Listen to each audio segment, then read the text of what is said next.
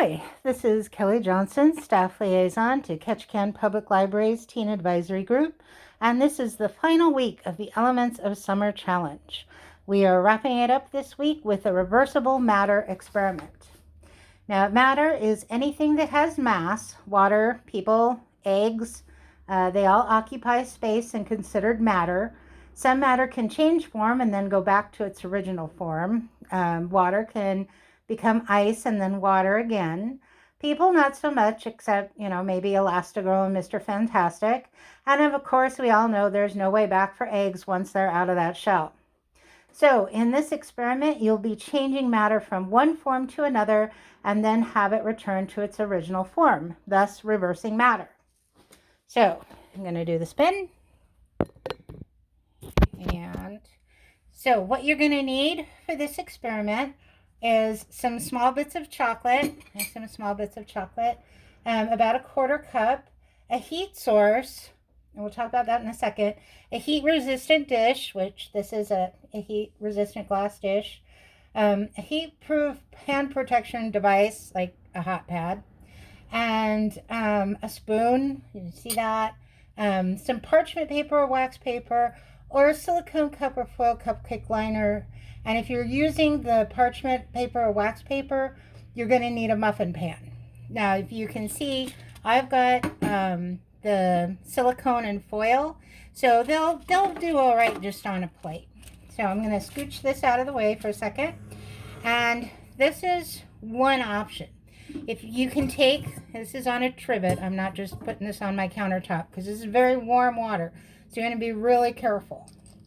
And I'm going to take my heat-resistant dish and carefully lower it into there.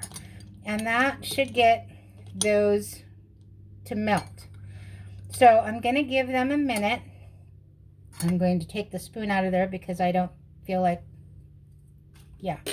and then another way to do it, we'll scoot this out of the way. Another heat-resistant glass dish, another spoon, more chocolate. If you pick up the kit, there'll be a quarter cup of chocolate and another bit. So the other way you can do it is you can stick this into the microwave. You want to do about 20 seconds at a time, and you're going to have to be patient. You don't want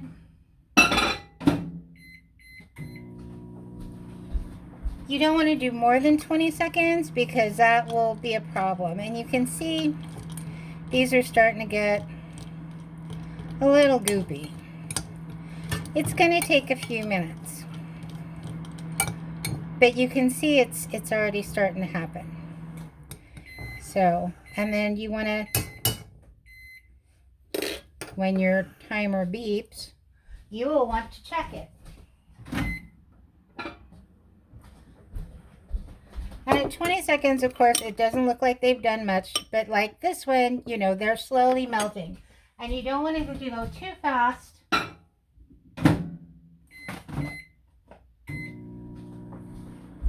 Or the chocolate will do something called seizing, which means it will not turn to liquid, which is our goal is here, but it will stay chocolate.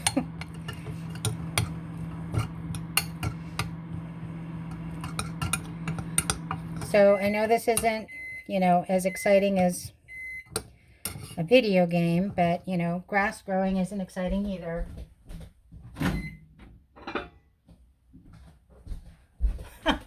Not that I'm inviting you to, watch grass grow. Okay, now see, this one's gotten quite a bit more liquid in this 20-second burst. So, but I want it really liquid. I want it to be able to pour easily. So I'm going to put it in for one last, that's going to make a mess. One last blast.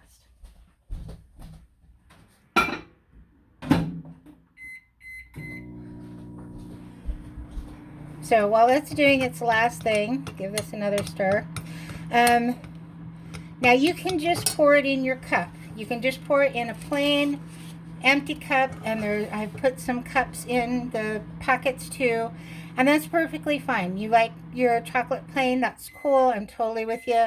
No, I'm not. I like my chocolate with bits.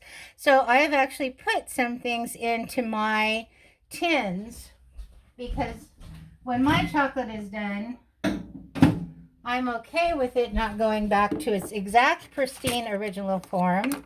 I'm good with it being maybe a little different. It'll still turn back into a solid, but it'll have bonus points involved.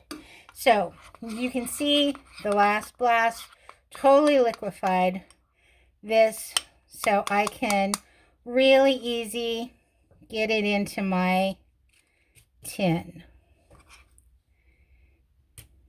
And so there, the ones I'm putting in the tins that I'm putting in the packages are actually smaller than this.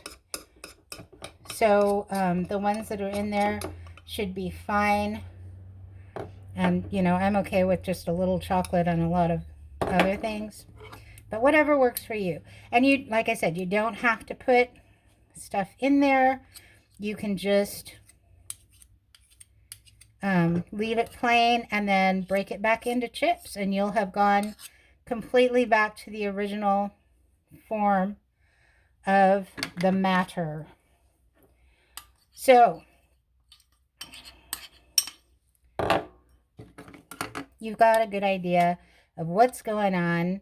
This is the, like I said, this is the final experiment for this summer. I hope you've enjoyed all these. It's certainly been interesting finding all these for you to do and giving them a go myself. I'm not usually this scientific, I guess. Okay, so that's all perfectly liquid too. So you can see either way works just fine.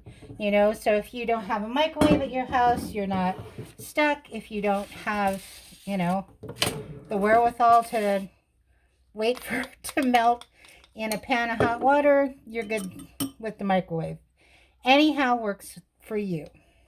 Remember, you want to get your entries in by the 31st of August. And that's all your entries. Any science experiment that you have written up and laying around the house, please get it written up and get it turned in.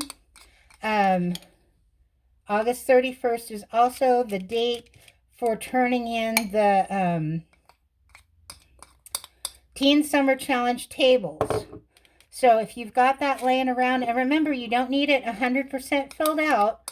All you need is one color filled in, and it's an entry.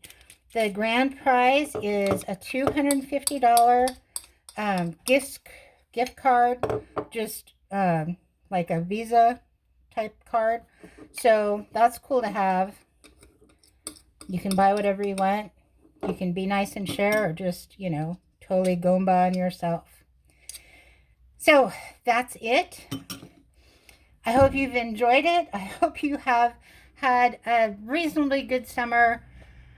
And I really hope that I will see you this fall. I'm going to be hanging in the teen room after school, Tuesday through Friday. So come in, let me know what should be going on next. We are going to be flipping the teen room for fall on Labor Day. And so come in and check it out, see what's new, see what's fun, and say hi.